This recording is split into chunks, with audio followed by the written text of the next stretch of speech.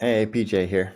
And you know how some people passively aggressively say, "Oh, I hate to say I told you so." Well, I'm not actually one of those people. I love to say I told you so. And here we go again. This is from MSN. This is another article that talks about how the PCR test is too sensitive and gives a high positivity rate, just like I said in my previous video. I'll link it here. So this is a big problem. And here's another thing from clinical infectious disease. Positive PCR test may not necessarily mean that the person is still infectious or that he or she still has a meaningful disease. It could be from a killed virus or a non-viable virus, aka past COVID infection where you're still testing positive, or also even another coronavirus, old dead particles of a coronavirus that are still floating around that aren't doing anything because it picks it up with these cycle thresholds over 30 for sure. And most are set at 40, which is ridiculous. Anyways, you can find this paragraph on this article. I'll link it here, but there it is.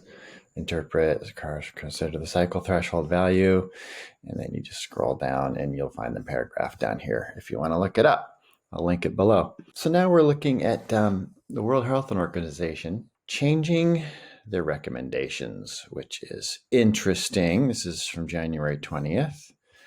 Interesting timing to put out a notice about cycle thresholds. And here it is down here. The careful interpretation of weak positive results is needed. Cycle threshold needed to detect virus is inversely proportional to the patient's viral load. AKA, the higher the threshold is picking up lower viral loads. And you need a high viral load to be infected and infectious to others. So what's happening is these super high thresholds are detecting low viral loads, past viruses, and even particles of other coronaviruses that people have had in the past. And then now this person has a positive test and they have to do all these things in quarantine and all these things that they don't need to be doing. So World Health Organization, is changing their recommendations starting on the 20th. And they're also going to start recommending, along with the FDA, rapid, less sensitive coronavirus antigen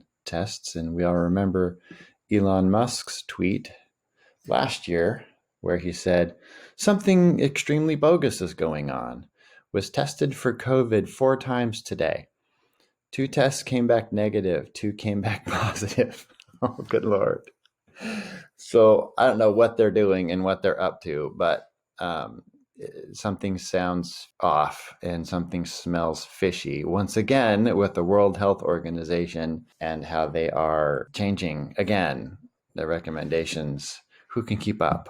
I can't even keep up, but I'm trying to. And there you have it. So I think what we're going to see is the positive numbers start coming down and then maybe back up later with another type of test. Or it might also be around the new variants that are coming out and the fear that's going to come along with that, and how they're going to be needing to tweak the vaccine because of all these variants that are coming out, like happens with all viruses. And we will all see as this drama unfolds and things progress with this craziness and fear mongering. Because if you're trapped in your amygdala, you can't use your prefrontal cortex. And when you're in your amygdala, you are irrational and making decisions based on fear. But when you can break out and use your prefrontal cortex, then you're thinking rationally, you're calmer, and you can make better decisions.